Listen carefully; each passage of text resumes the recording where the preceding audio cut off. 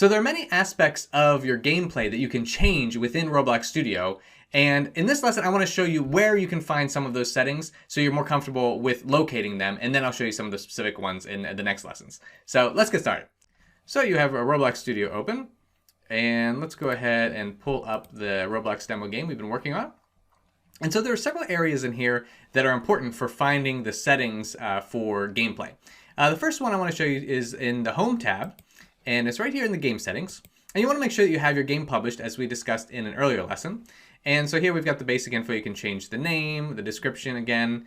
Here you can upload an icon, and I'll show you more in detail how to do that. But this is where you can find a lot of different information for your game. Now the next area that you can find more gameplay settings is in your Explorer tab. Now we've already covered a couple things like what to find in the workspace, and then the lighting and those kinds of things. Now, there are certain things that players will start out with when they begin your game, and those can be found within like the starter player.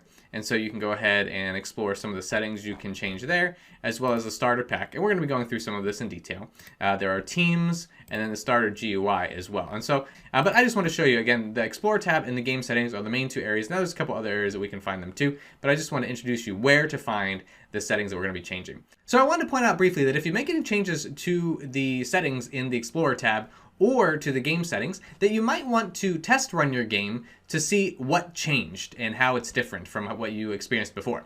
So in order to do this again, you would go up to Home, and then you would press Play, and then this will give you an idea of what a player would experience during gameplay. And you can walk around and see what changed. And then of course, to stop the test run of your game, you would just go up to Stop and then click that. And this will bring you back to Roblox Studio so that you can continue editing the game that you're working on.